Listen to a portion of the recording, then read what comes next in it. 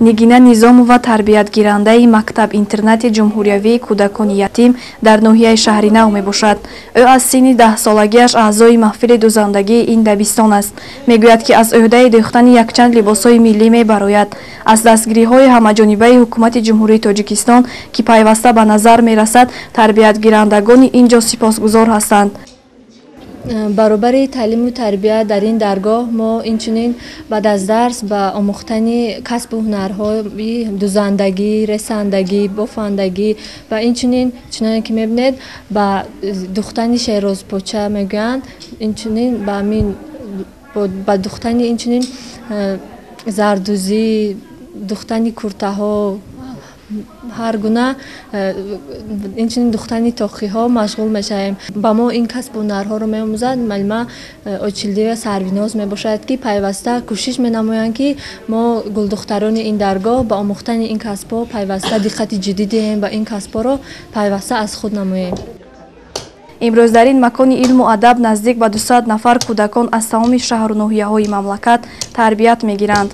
бояд гуфт ки дар ин ҷо баробари маҳфили дузандагӣ боз якчанд маҳфилҳои дигар фаъолият доранд ва ҳамарӯза дар он тарбиятгирандагон касб меомӯзанд.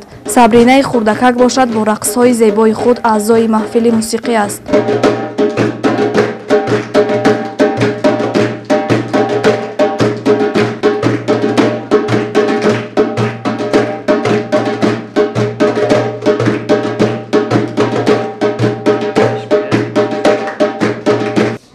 эълон шудани соли 2018 ҳамчун соли рушди сайёҳӣ ва ҳунарҳои мардумиро маъмурият иқдоми хуб дониста дар ин ҷо маҳфилҳои касбомӯзиро зиёд кардаанд.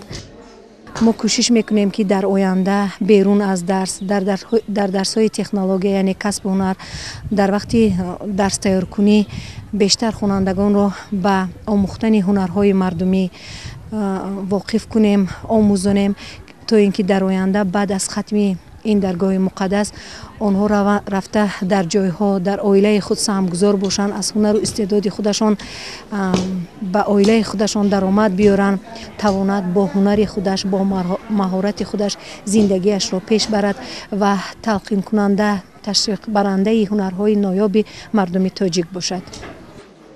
маъмурияти мактаб интернат баҳри пайдо кардани шароитҳои хуби тарбиятгирандагон кӯшиш мекунад аз тамоми имкониятҳо истифода барад.